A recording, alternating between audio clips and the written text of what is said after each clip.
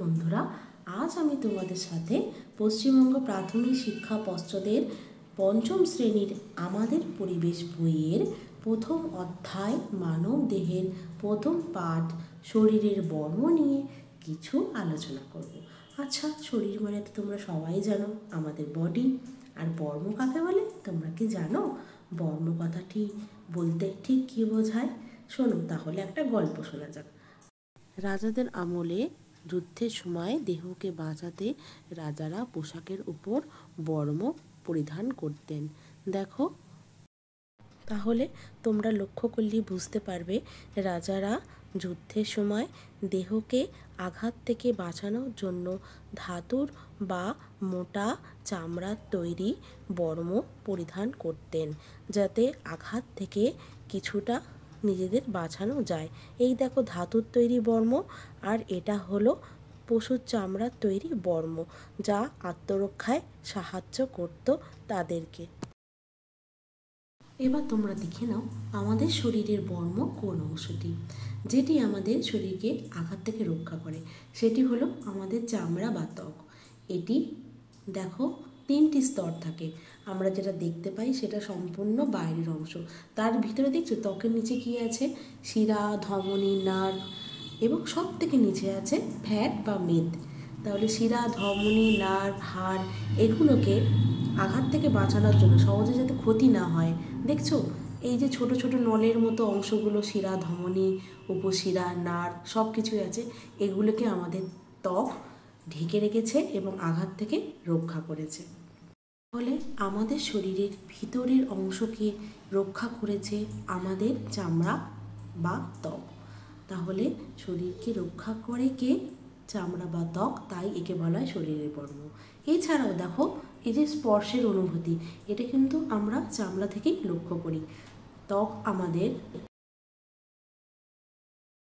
তাহলে ত্বক বা চামড়া হলো আমাদের শরীরের বাইরের অংশ, যা আমাদের আঘাত থেকে রক্ষা করছে। বুঝতে পারলে? এবার দেখো পশুদের মধ্যে সবথেকে পুরু বা মোটা চামড়া হলো গন্ডারের চামড়া। দেখলে? এবার চলে যাই আদিম যুগে। দেখো এটা প্রস্তর যুগের ছবি।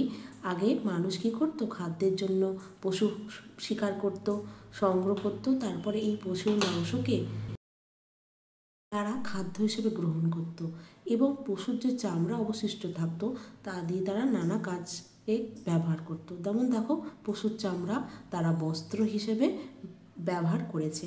তারপর যুগের পরিবর্তনের সাথে সাথে মানুষ আরও উন্নত পদ্ধতি শিখলো। দেখো কারখানায় মানুষ এই চামড়াকে আরও মসৃণ করে এই চামড়া লেখার কাজে ব্যবহার করা হতো। বর্তমান যুগে দেখো এই চামড়া দিয়ে তৈরি কতগুলো জিনিস, যেমন জুতো, ব্যাগ, বেল্ট, ঘড়ির বেল্ট, আরও কত সামগ্রী আমরা চামড়া থেকে পেয়ে থাকি। এটা দেখো চামড়ার তৈরি এক প্রকার জল সংগ্রহের ব্যাগ, যাতেতে এক প্রকার সম্প্রদায়, যাদেরকে বলা হয় ভিস্তিওয়ালারা, তারা সুপেয় জল সংগ্রহ করে রাখতেন এবং ওনাদের জীবিকাই ছিল এই ব্যাগের মধ্যে জল সংরক্ষণ করে ঘরে ঘরে পৌঁছে দেওয়া। এই দেখো এই ছবিতে আমরা কি দেখতে পাচ্ছি? আর দেখো কারখানায় চামড়া প্রস্তুত করার জন্য প্রচুর পরিমাণ পশুকে হত্যা করা হয়, তা থেকে চামড়া তৈরি করা হয়, যার একটা ক্ষতিকর দিক হলো অনেক পশু মারা যায় এবং বর্জ্য নিষ্কৃত হয়, যা পরিবেশ তথা জলকে ভীষণভাবে দূষিত করে। এই জন্য চামড়ার বিকল্প অনেক কিছুই ভাবা হচ্ছে এবং সেগুলো ব্যবহার করা হচ্ছে। তাহলে এই পাঠটি থেকে তোমরা জানতে পারলে চামড়ার ব্যবহার এবং আমাদের শরীরের বর্ম হলো চামড়া বা ত্বক, সেটি কিভাবে আমাদের শরীরের ভিতরের অঙ্গ প্রত্যঙ্গগুলোকে ঢেকে রেখেছে এবং দেহকে বিভিন্ন আঘাত থেকে বাঁচিয়ে রেখেছে, আলো রশ্মি ক্ষতিকারক যে জিনিসগুলো আছে সেগুলো থেকে বাঁচিয়ে রেখেছে এবং স্পর্শের অনুমতি যোগাচ্ছে।